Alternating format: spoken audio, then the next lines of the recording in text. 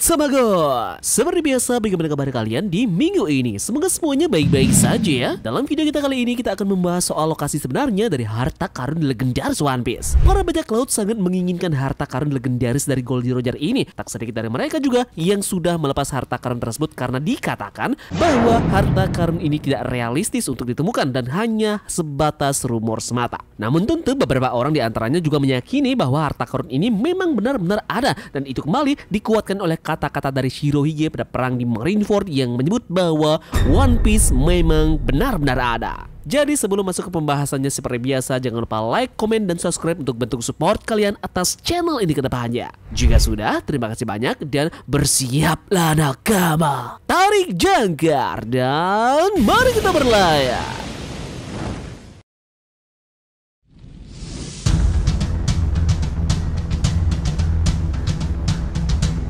Dunia ini akan tenggelam di bawah lautan. Kata-kata ini adalah pernyataan langsung yang disampaikan oleh Vegapunk melalui pesan yang disiarkan ke penjuru dunia. Banyak hal yang menjadi makna di balik kata-kata yang dia sampaikan ini. Ada seseorang yang berasumsi bahwa daratan yang ada di dunia untuk saat ini akan pelan-pelan tenggelam ke lautan. Selain itu, ada juga yang mengatakan perihal tenggelam yang dimaksudkan di sini adalah merujuk kepada sejarah kelam kuno yang memang ditenggelamkan oleh seseorang pada masa abad kekosongan. Nah, jika makna dari kata-kata Vegapunk tersebut masuk ke dalam sejarah abad kekosongan, apakah dunia telah tenggelam sejak abad kekosongan?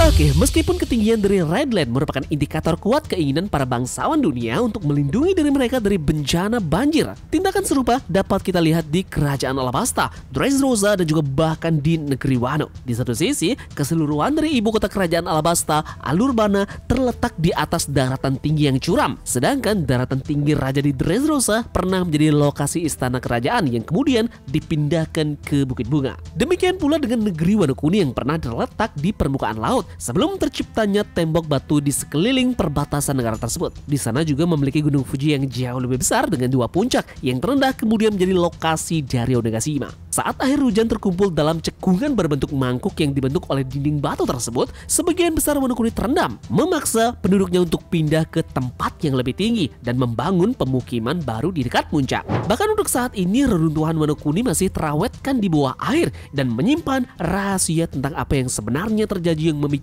transformasi medan di negara tersebut. Di sini juga merupakan tempat persembunyian Lord Poneglyph Wano dan senjata kuno Pluton. Nah, dengan kesemua ini menunjukkan ancaman besar yang mungkin terjadi pada masa abad kekosongan. Beberapa penyebab potensial di balik bencana ini juga telah dijelaskan, dimulai dari penggunaan senjata kuno yang berlebihan hingga pembuatan Redland, bahkan benua secara besar-besaran yang tidak kita ketahui alasannya. Jadi bencana banjir di masa lalu mendorong masing-masing negara untuk memikirkan tindakan dan penanggulangannya. Nah, jadi mungkinkah dulunya memang ada banjir besar selama abad kekosongan tersebut dan menenggelamkan One Piece?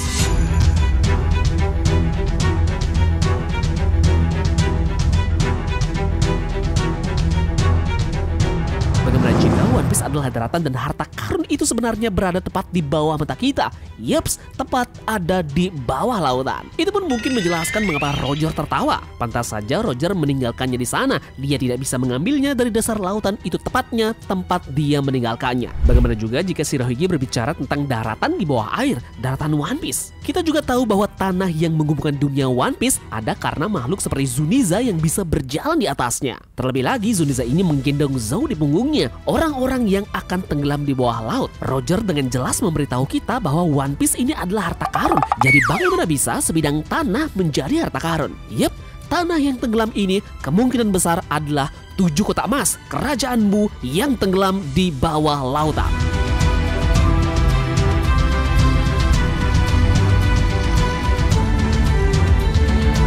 Shandora diangkat ke langit, tapi bagaimana bisa dengan kotak emas yang tersisa lainnya? Apakah mereka berada di bawah laut? Kerajaan Mu yang tenggelam adalah benua hilang yang tenggelam di bawah air. Tanah Mu mungkin adalah kerajaan kuno yang ditenggelamkan oleh Mu. Asal-usul nama Imsama bisa jadi adalah Ra-Mu, putra dewa matahari. Nah, Mu ini mengganti nama Kekaisaran Matahari, yakni kerajaan kuno, menjadi Tanah Mu. Sekarang, jadi bagaimana cara Imsama menenggelamkan dunia ini? Yep, dia menciptakan Redline.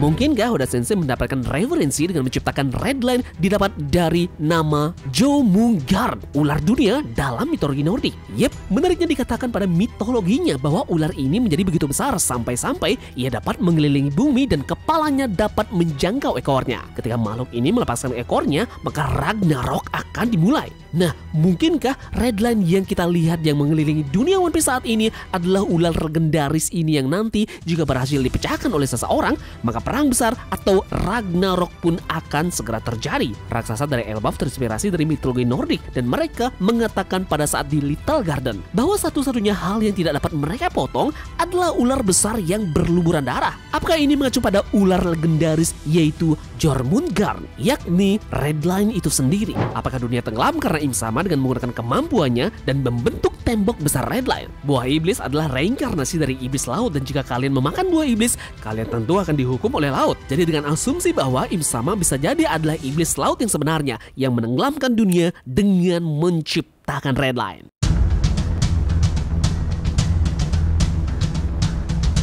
Nah, di dalam Alkitab, Bahtera Nuh adalah kapal besar yang dibangun atas perintah Tuhan untuk menyelamatkan dirinya, keluarganya, dan juga pasangan hewan dari banjir sedunia. Jadi, apakah Joy Boy ini mencoba untuk menyelamatkan spesies dari banjir besar yang akan menenggelamkan kerajaan kuno? Kejahatan para bukanir mungkin adalah membangun Nuh untuk melindungi semua spesies dari banjir yang akan datang. Hal ini pun membuat manusia pertama kali mengarungi lautan dan menjadi bajak laut dan pelaut bebas, yakni bukanir. Bukanir lebih besar dan lebih kuat daripada manusia pada umumnya, namun lebih kecil dari raksasa. Saturus mengatakan bahwa bukanir ini melakukan dosa besar terhadap dunia. Kuma adalah bukanir terakhir. Jadi, kejahatan apa yang mungkin dilakukan oleh para bukanir? Yep, bukanir membangun Noah. Dan lalu mengapa itu merupakan sebuah kejahatan? Karena para bajak laut harus dilenyapkan karena mereka ingin menyelamatkan sebanyak mungkin orang. Mungkin mengacu pada banjir besar dan juga Noah.